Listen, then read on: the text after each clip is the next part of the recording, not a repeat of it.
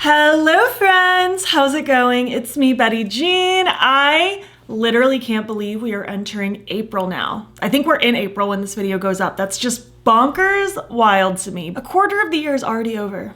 Can you even believe it? Because I sure can. But I am starting April off with, of course, my monthly favorites. I love doing these kinds of videos and just sharing with you some things that stood out to me in the previous month and shout out some of my current favorite things. I always love hearing your favorites as well, whether we share some of the same favorites or if you have something totally different. So please feel free to leave your favorite things from March down below. Before we hop into this favorites video, I did, of course, film this look. It should already be up on my Instagram and YouTube Shorts and TikTok and all that good stuff by the time this video goes up. And as far as my accessories today go, I just have this old basic choker. I don't know where it's from. But yeah, without further ado, let's just hop in and chat about all of my favorite things from the month of March. I don't have the biggest list, but I feel like I have quite the variety. I have some like fashion-y stuff, I have some food, I have some makeup, I have some books. I have a random assortment of things.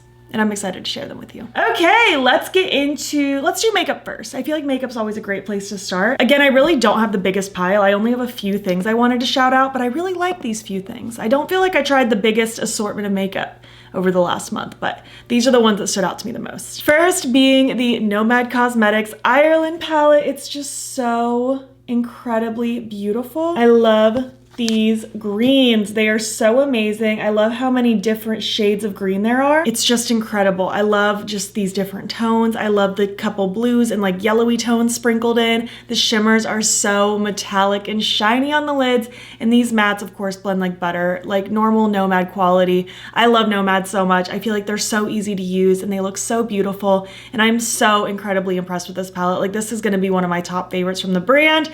It's just so incredibly beautiful to work with. I did do a 2 looks video on my channel. I did another look over on like Instagram, TikTok, YouTube Shorts if you want to see this palette in action. And my next makeup favorites is I really wanted to shout out the new Milk Makeup Kush lip oils. I'm really into these. I will start by saying I got sent all 6 of them. I think there's 6 of them. They all look pretty much the same on the lips. They're all just incredibly sheer. This one is actually clear, but they're all incredibly sheer, like borderline clear. They look pretty much identical on the lips. But the fun thing about them is they all have a different scent, and the different scents really make me super happy. I like how these feel on the lips. They're very nourishing and hydrating and super shiny. I feel like if you're buying these for yourself, you don't need more than one. Pick your favorite scent and go based on that. You do not need more than one. But because I have them all, I have been enjoying kind of swapping out the different scents. The one living in my bag downstairs right now is I think called Pink Magic. It smells like strawberry candy. I'm obsessed with this one, Orange Crush. It just smells like a creamsicle. I'm so obsessed with like an orange vanilla right now. It's like my favorite combination of scent, flavor, everything. So I love it. I really like the Green Dragon one as well. This one just smells like peppermint. Oh, it's so good. Just so awakening of the senses. These are so good. The only one I don't like, I don't remember the name of it, but it's scented like guava, and something about it just not a big fan of, but all the other ones I really like. And again, I do feel like you don't need more than one. Do not get more than one. It's not necessary. So just pick your favorite scent. Go based on that. I think they're all really cool except for the guava one personally. And that's it for makeup. I did try some other things over the month. Obviously my next like new makeup roundup review video will be coming soon, but these are the ones that I feel like I could deem as actual favorites, ones that really stand out to me, are gonna stand the test of time. I'm obsessed with them. Let's talk about some fashion. I have some fashion-y things. I wanted to shout out my favorite bodysuits. I'm obsessed with this brand. I actually have one with the tag still on it right here. Pumi off of Amazon. I'll link this brand down below for you, but I'm obsessed with these bodysuits. I have quite a few colors right now. I have the purple, the blue, I have a light green, I have a white, I have a black. These are so nice. The fabric is just so incredibly soft and lightweight. It's so breathable. And I feel like because of how compressing they are, I don't feel pressured to wear a bra underneath it. Like I'll wear like sticky like nipple covers if I feel like it's a little too sheer, like the white one. I feel like I couldn't go totally bare underneath because it's a little see-through. But I don't feel like I need to wear like a full like supportive situation just because this is so like compressing and keeps everything like in place really nicely. These are so comfy. Like I mentioned, it's a bodysuit, so it like hooks underneath you like a little infant onesie. I love these. I cannot stop wearing them. I think they're so cozy. I want more colors of them. I am going to be living in these this spring and summer. I know I'm wearing a Spirit jersey today, but for the most part, I'm gonna be wearing these bodysuits nonstop, and not even just the tank top version, because the one that I still have a tag on is like a long sleeve turtleneck version that I bought to wear underneath certain dresses. Like I feel like tank top and spaghetti strap dresses, this would be super cute under, like having it all peek through. I just love it. But again, just super soft material. I have another long sleeve bodysuit one that is just like a regular cut, like a scoop neck. And I have another one that's actually, it kind of stops here and then like the top of the shoulders is sheer. It's really, really pretty. I wore it in a Get Ready With Me sometime last month. I think it was last month. There was a Get Ready With Me where I wore that bodysuit. But again, the quality is just so soft and so compressing and just, it's just so comfy. I love wearing these. They are so cozy. I have a t-shirt from them as well where it's just like a regular standard like short sleeve t-shirt style, like a fitted t-shirt, super comfy. The brand also makes like long fitted like bodycon dresses that I kind of want to pick one up specifically to wear like big baggy t-shirts over and like tie it over so it almost looks like a skirt. I'm kind of feeling that vibe, but I wanted to shout out this brand because I'm obsessed. I love them. I think their quality is so good. So I wanted to shout them out. And I feel like every time I wear one of these bodysuits, I get questions on where it's from just because these colors are so fun. And I'm someone who doesn't wear a lot of color, today excluded. I do wear black most of the time, but these are just fun. These are super, super great. I also wanted to shout out a brand that I don't think I've ever really shouted out before, but it's on Amazon as well. It's the CRZ Yoga brand. I pretty much exclusively use this brand for sports bras and like workout leggings. I wear these leggings all the time. Specifically, the Butterluxe line from this brand is my favorite because it's so just buttery, soft, and smooth. Again, very compressing. There's pockets in the side of a lot of the styles. I love these. I'm literally wearing a pair right now. I have a pair here. I probably have like 8 pairs of them because I wear them almost every day, whether to work out or just for casual wear. I love these leggings. They're so comfy. I also have a pair of bike shorts from the brand that are super, super comfy and they just feel good. They fit really nicely. They're flattering. They are so amazing. And I have quite a few sports bras from them. Again, I probably have like 7 or 8 different styles, but they have so many styles. Like they have like this one that's just like a regular, like pretty standard crisscross in the back. I have this one that's kind of a snake skin looking print. It's a little bit like longer. Like I can wear this more as like a tank top, workout top. I don't have to wear like a shirt over it personally. And I feel pretty comfy in it. I have so many different styles. I feel like you can't go wrong. I haven't tried anything so far from either of those brands I just talked about that I don't like. So I just wanted to shout out those brands. I'll have them linked down below in case you also feel like shopping for some workout gear or bodysuits. Next, let's talk snacks. I have some snacky things. I think I shouted out some snacks last month because I've been on like a quest to like gather and discover more like just easy, yummy protein, but not nasty tasting protein snacks just to help fuel me throughout the day. Sometimes I only have time for little bites and it's been great. It's been going well. But I discovered a new favorite recently. These are the Lenny and Larry's Crunchy Cookies. These are so good. I love these. I like the big cookies they make. I'm obsessed with the cookie bars that they make, and now the crunchy cookies. I love these, especially if you want just like, I don't know, something that's just more like crunchy cookie tasting rather than like that soft feeling, because like their bigger cookies are more of that soft texture. The cookie bars are more of the soft texture. This is such a different vibe and I love them. They are so yummy. I almost ate the whole bag the other day because I hadn't had lunch and I was just like getting ready and snacking on these as I got ready, and I realized I was about to eat the whole bag, so I had to stop myself.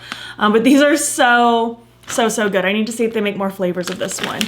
Side note, I need to try more flavors of the cookie bars from that brand because I've only tried like the cookies and creamy ones. I really want to try the peanut butter ones. I think there's a strawberry one that sounds good. I have so many things I want to try. I also have an energy drink brand / flavors to shout out. I've been pretty loyal to Alani Nu and Celsius for, I don't know, the last while. I've been really on an energy drink kick this year so far, but I've been drinking those ones off and on for quite a while. But I recently wanted to try out the Ghost Energy brand. I've used this brand before for like protein powders or like pre-workout or like hydration stuff. I don't really use that stuff from this brand anymore, but I saw that they had energy drinks and I got curious, and I liked that they had the same like level of caffeine as the Alani Nu and the Celsius. They're around like the 200 milligram mark. I cannot do it if it's bigger than that. It'll make my heart fly out of my chest. But this brand is so yummy. I still like Celsius. I still like Alani Nu. Alani Nu is still probably my favorite, but this might be my second favorite currently. The orange cream is so good. Like I mentioned, I'm obsessed with everything creamsicle right now. It's just everything that I want. I don't know why. I'm just obsessed with it. The pink lemonade is my absolute favorite from this brand. I love the citrus one. It tastes like Sprite. It's so refreshing. I love these energy drinks. So I just wanted to shout them out in case you've ever seen them at the grocery store and you've been curious. I highly approve. I don't think I've tasted one that I didn't like. The only one that I would complain about is the blue raspberry one, because usually like a blue raspberry flavor is my like go-to. Like I love a blue flavored anything, but I feel like the ghost one is like the least blue raspberry I've ever tasted. It's not bad, but it's just a little underwhelming. I have a couple books I wanted to share.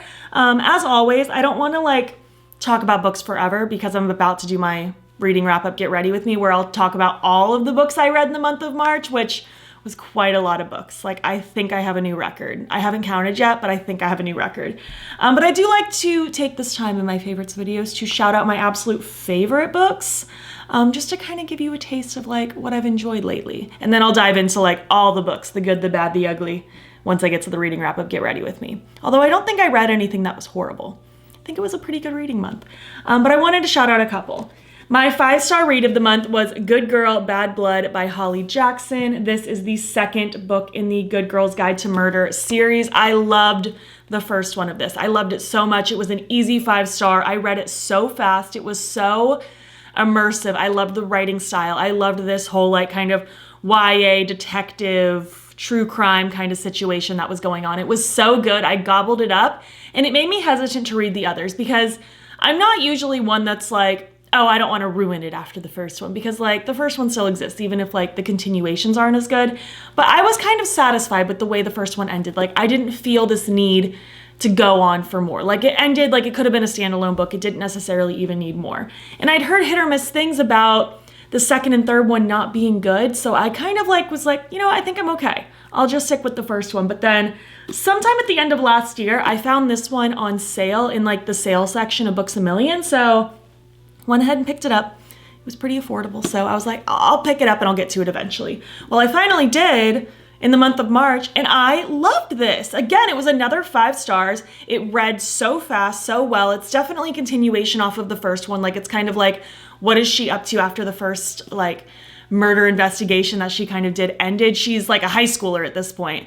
It was just like a senior year dissertation kind of project in the first book. And then she basically came out with a podcast explaining what happened in the first book, like in this world. So this is kind of like what's happening now. Like the podcast is out there. She's mildly famous for like solving this crime, you know, and now there's new stuff that's coming up, and she's trying to help out a friend figure out like the disappearance of his brother. And it was just so good. Again, the writing style was so cool.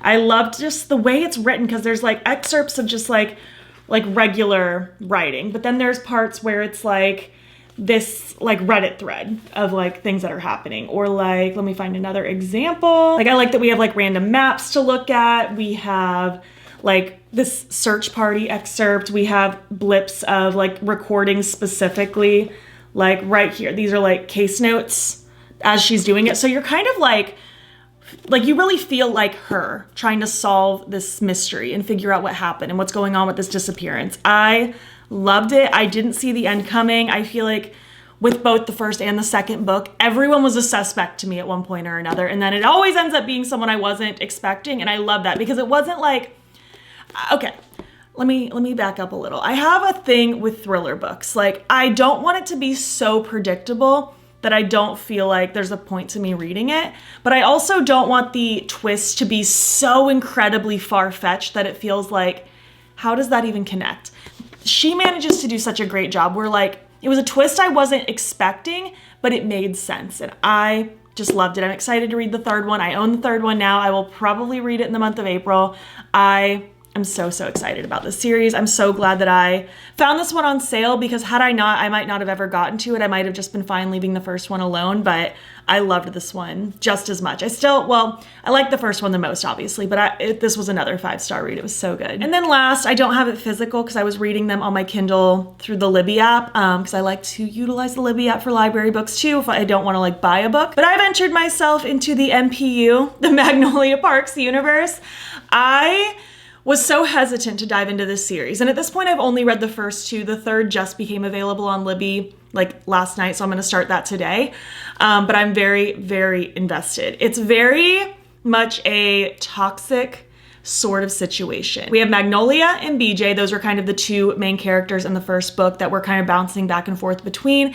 They dated at one point, they had a falling out, and they have a very like toxic relationship. Like they get together and then they don't. He goes and sleeps with somebody else. She's upset. She goes and dates other people. He's upset. It is a toxic relationship, but I love it. It's definitely not like a romance book to romanticize. It's very much a like, people compare it to Gossip Girl. I've never watched Gossip Girl, but I can imagine, I get the vibe, you know?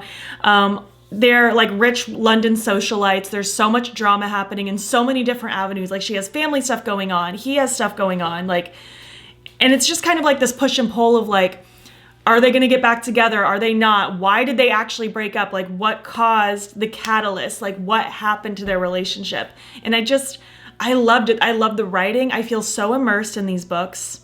I'm loving it. And then the second book was Daisy Hates, which is, it's kind of like a Venn diagram between the connection of the characters in the Magnolia Parks book and then the characters in the Daisy Hates books. So her older brother, Julian, is like loosely friends with BJ. So they have a little bit of crossover. And then her love interest is also someone that's kind of involved with Magnolia. Again, there's lots of drama, lots of toxicity. I really like the Daisy Hates books. So far, I'm thinking I might like Daisy Hates more than Magnolia Parks.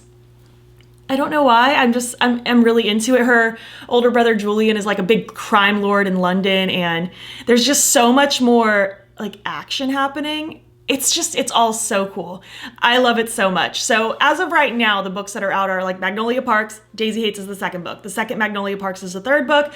The second Daisy Hates is the fourth book. And then the fifth book is the last Magnolia Parks book. And there's supposedly 2 more Daisy Hates coming out.